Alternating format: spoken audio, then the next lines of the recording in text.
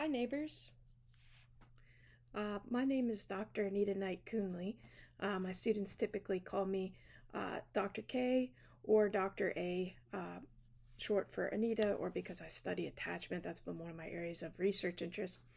But I like to start with something funny. There's an old proverb that says laughter is the best medicine. So I wanted to share with you something funny I heard. Um, and it was actually from my memes, who was 91 years young. I keep a picture of her close by. And she used to call everyone sweetheart, honey, dear. She used these terms of endearment for friends, family members, and acquaintances alike. And one day I said, Memes, I really appreciate the way you use these terms of endearment for people. It seems to really bring out the sweetness in them. And she leaned forward in her favorite recliner and said, Can I tell you something, honey? And I said, Tell me something, Memes. And she said, It's so I don't have to remember their names. Well, I guess she could get away with it at 91 years young, and none of us seem to mind very much either. Uh, but let's go ahead and roll up our sleeves and get started as we discuss uh, the topic of influential books.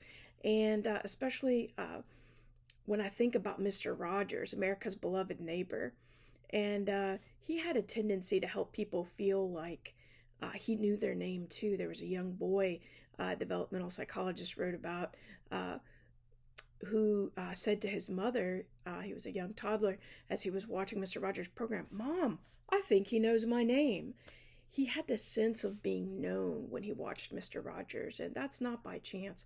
Mr. Rogers was trained by some of the best in developmental psychology, and he looked right into that camera and imagined that he was talking to that one person and making a difference for them. And of course, he did, for many more than just one person.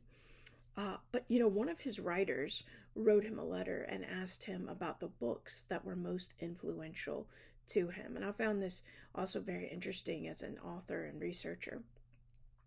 And he was able to list off the 10 most influential books. And the first one he mentioned was actually a children's story. And he shared the title in French, Le Petit Prince by Antoine de Saint-Exupéry, or The Little Prince, as some know it.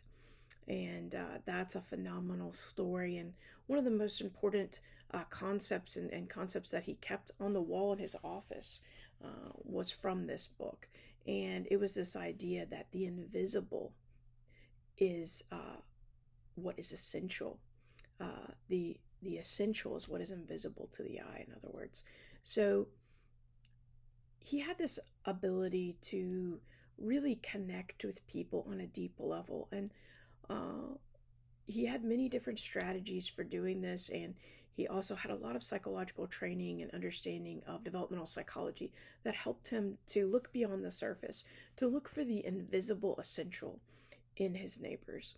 And so I try to ask myself that question when interacting with people, when I meet someone, what is it that's essential about them that's invisible to the eye?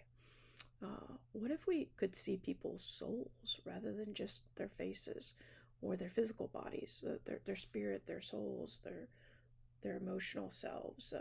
We're such multidimensional human beings. Um, and interestingly enough, the second book on Mr. Rogers' list of the top 10 most influential books was Childhood and Society by Erik Erikson.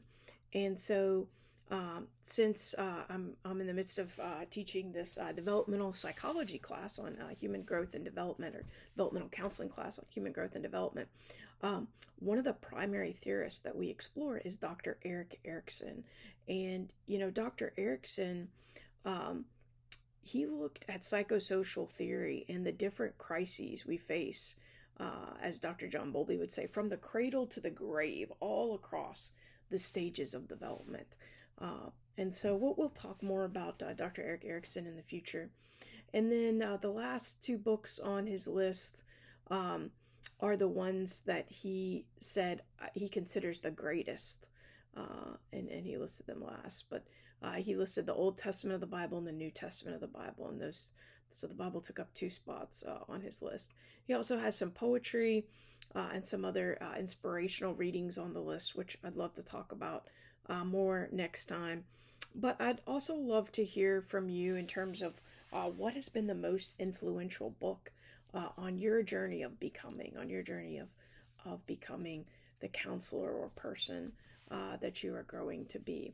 I think about one of mine that I really enjoyed. I read this early in my training, um, and I've reread it and often recommend it, but it's called The Blessing by John Trent and Gary Smalley.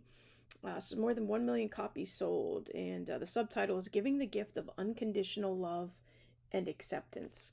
Um, this is, I think, a more recent edition. I read an earlier, thicker, smaller edition, so I think there's a few different out there, but I recommend it.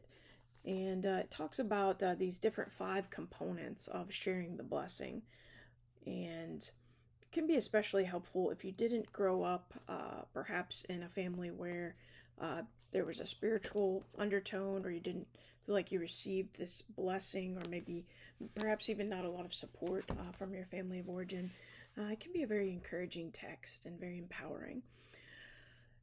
So thank you for taking the time to join me today for this discussion. And